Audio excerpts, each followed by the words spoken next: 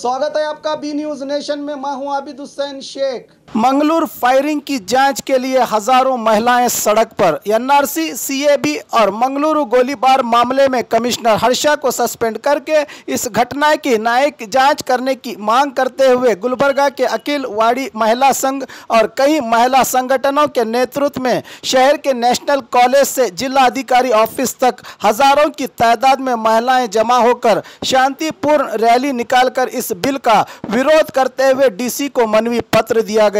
इस रैली में बात करते हुए साहिती के नीला ने कहा कि मोदी और Amit Shah divide and rules की राजनीति कर रहे हैं। इस कानून का हर एक भारतीय विरोध कर रहा है। अगर इस कानून को वापस नहीं लिया गया तो हम आने वाले दिनों में बड़े पैमाने पर आंदोलन करने की चेतावनी दी।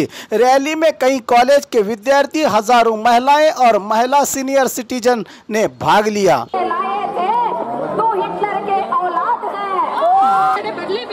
ನಾವು ಮನೆ ಕೆಲಸ ಬಿಟ್ಟು ನಾವು ನಮ್ಮ ಒಳ್ಳೆಯದಕ್ಕೆಲ್ಲ ಎಲ್ಲ ಜನರ ಒಳ್ಳೆಯದಕ್ಕಾಗಿ ನಾವು ಇಲ್ಲಿ ಬಂದಿದ್ದೇವೆ। ನಾವು ವಿನಂತಿಯಿಂದ ತಮ್ಮಲ್ಲಿ ಕೇಳಿಕೊಳ್ಳುತ್ತೇವೆ, ನೀವು ರಿಕ್ವೆಸ್ಟ್ ಮಾಡಿ ಅವರು ಬಂದು ಭೇಟಿಯಾಗ ಅಂತ ಹೇಳಿ। ಧನ್ಯವಾದಗಳು। वो बहना कहा है डिप्टी कमिश्नर ने यहाँ आकर हमारा मेमोरेंडम लेना है। ठीक है बहना, यहाँ पुलिस है ना,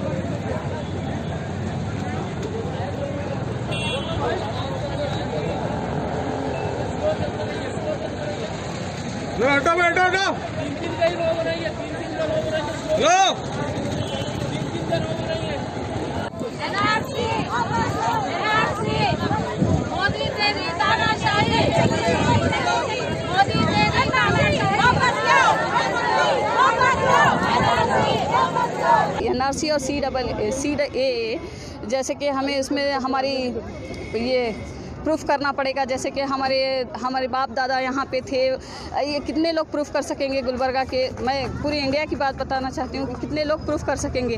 ये सीधे एक हमारे पर एक ये बोझ डाला जा रहा है।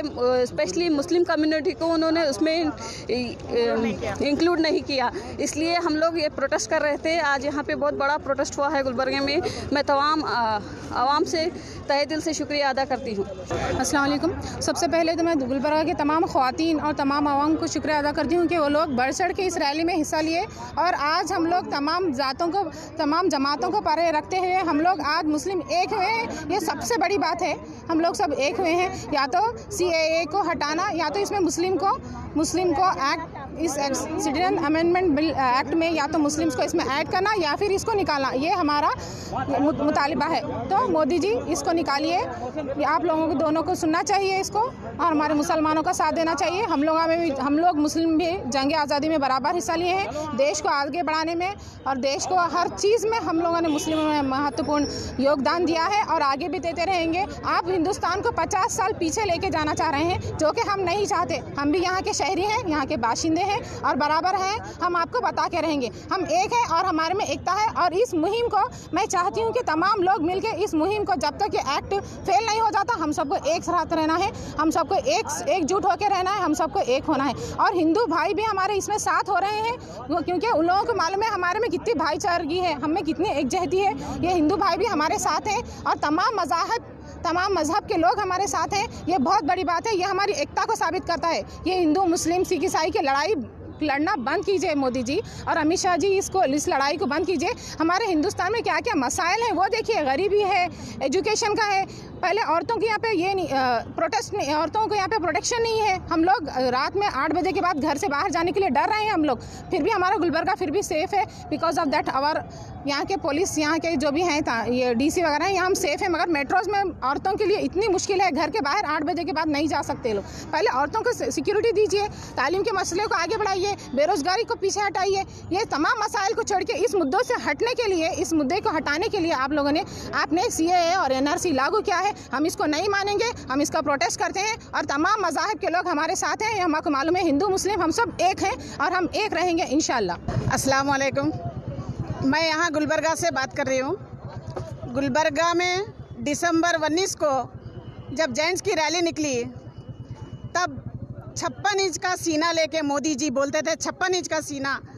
खोखला हो गया उनका देखकर, 20% लोगों को देखकर 56 इंच का सीना खोखला हो गया, उन्हें बोखला गए मोदी जी। अमित शाह मोदी जी यहाँ पर रहने के काबिल नहीं है, चौकीदारी करने के काबिल नहीं है दोनों भी। ये NRC, CAA, CAB, ये सारे चीज़ें बंद कर दो और हिंदुस्तान से तड़ी पार हो जाओ। अमित शाह तो तड़ी पार ही थे, आज भी है और कल चले जाएंगे, नहीं रहने वाले हैं। हिंदुस्तान में है अमित शाह और मोदी, और आपको यहाँ की चौकीदारी करने भी नहीं देंगे। 20% जेंट्स को देखने के बाद आप खोखले हो गए हैं, आपकी ज़बान बाहर नहीं आ रही है। आज की रैली जो लेडीज़ की है, लेडीज़ की रैली भी देखे हैं आप, जगत से लेके विधानसभा तक हम लोग आए हैं। यहाँ पर आप सोचना चाहिए लेडीज़ों को और घर में बच्चों को कितनी तकलीफ़ दी जा रही है। आपको बहुत बहुत दुआ है हम लेडीज़ों की, बच्चों की, बुज़ुर्गों की आपको। और आप अगर पूरे परसेंटेज की हिंदुस्तान की पूरी सब लोग, हम लोग बाहर आ जाएंगे, आप भी आ जाओ, ज़रा देखो, रोड पर आकर देखो किसी दिन आप में हिम्मत है क्या, जो हम में हिम्मत है हिंदुस्तानियों में रोड पे आने की, आप में वो हिम्मत है क्या? देखो मोदी अमित शाह आके बताओ रोड पे किसी दिन। आप NRC लेके आओ, बोर्ड लगा के आओ, हिंदुस्तान में लेकर फिरो, मालूम होता। अंदर बैठ के बोलते हो मोदी जी और अमित शाह ये बंद करो आपका, नहीं तो आप यहाँ नहीं रह सकते। 50 साल पुराने डॉक्यूमेंट्स आपके ही पास नहीं है मोदी जी। आपकी माँ बर्तन मांजती थी, ये बोले आप मेरी माँ बर्तन मांज के मुझे पाला पोसा बड़ा किया। आप बर्तन मांज के, आपकी माँ ने आपको पाला पोसा बड़ा किया और मैं मोदी चाय बेचकर मैं पला हूँ बोल के बोले आप। आपके पास खेत घर नहीं है, आपके पास कुछ जायदाद नहीं है, आपके पास पुराने डॉक्यूमेंट्स कहाँ से आते हैं? तुम हिंदुस्तानी नहीं हो, हमको मत बोलो। हमारे पास सभी लोगों के पास निकलते हैं, आपके पास नहीं निकलते। आपके पास अगर पुराने डॉक्यूमेंट्स होते, आप हिंदुस्तानी होते और खेत घर वाले होते, आपकी माँ बर्तन नहीं मांजती थी, आपको पाल पोस कर बड़ा नहीं करती थी।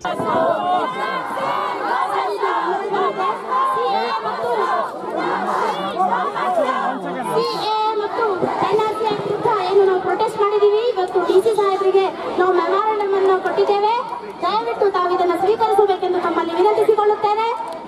ಜೈ ಹಿಂದ್, ಜೈ ಕರ್ನಾಟಕ। और खबरों के लिए देखते रहिए B News Nation. B News Nation के लेटेस्ट न्यूज़ों को अपने मोबाइल में देखने के लिए यूट्यूब में बी न्यूज नेशन के चैनल के सब्सक्राइब आइकॉन को दबाएं और फिर बेल आइकॉन को दबाने पर आप लेटेस्ट न्यूज़ों को देख सकते हैं।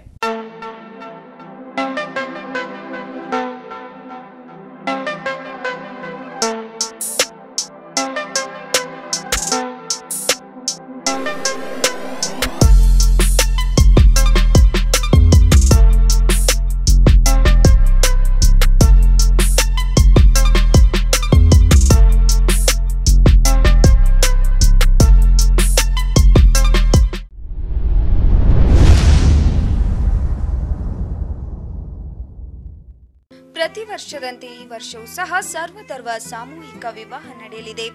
ಜವಳಿ ಸೋಷಿಯಲ್ ಗ್ರೂಪ್ ಆಶ್ರಯದಲ್ಲಿ ಬಿಜೆಪಿ ಅಲ್ಪಸಂಖ್ಯಾತ ಮುಖಂಡ ಯಾಸಿನ್ ಜವಳಿ ನೇತೃತ್ವದಲ್ಲಿ ಇದೇ ಜನವರಿ 5ರಂದು ನಡೆಯಲಿದ್ದು ಹೆಚ್ಚಿನ ಸಂಖ್ಯೆಯಲ್ಲಿ ನೋಂದಣಿ ಮಾಡಬೇಕಾಗಿ ವಿನಂತಿ.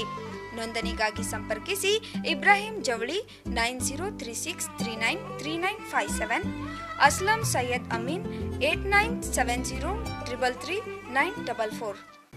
अस्सलाम वालेकुम।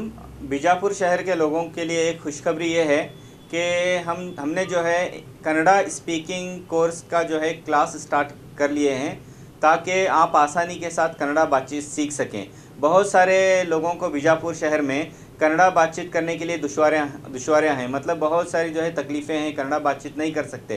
तो ऐसे जो है लोग हमारे क्लास में कन्नड़ा बातचीत सीख सकते हैं। अभी हम जो है कर्नाटक रियासत में रहते हैं तो यहाँ पर कन्नड़ा बोली जाती है। जैसे आप पूरे कर्नाटक में घूम के देख सकते हैं तो कहीं पर भी आप कर्नाटक में जा कर के देखिए तो कन्नड़ा बातचीत करते हैं। जैसे हमारे बीजापुर शहर भी जो है कर्नाटक में है तो यहाँ पर भी कन्नड़ा बातचीत की जाती है। तो अगर आप दफ्तरों में ऑफिस वगैरह विज़िट करते हैं तो कन्नड़ा बातचीत नहीं आने की वजह से, कन्नड़ा बातचीत हम नहीं कर पाने की वजह से एक शर्मिंदगी महसूस होती है।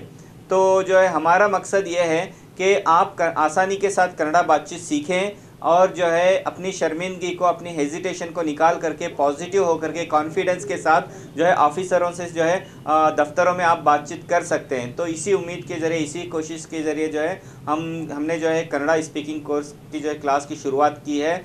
तो ये जो है बीजापुर शहर में पहली बार है, मतलब कर्नाटक में ही पहली बार ऐसे हो रहा है कि कन्नड़ा स्पीकिंग कोर्स की शुरुआत हो चुकी है। तो जो लोग कन्नड़ा बातचीत परफेक्टली सीखना चाहते हैं तो हमारे क्लास में ज्वाइन होकर के आसानी के साथ कन्नड़ा बातचीत सीख सकते हैं। तो उम्मीद करता हूँ आप भी कन्नड़ा बातचीत सीख करके अपने रियासत में जो है आसानी से कन्नड़ा बातचीत कर सकें। Thank you, all the best.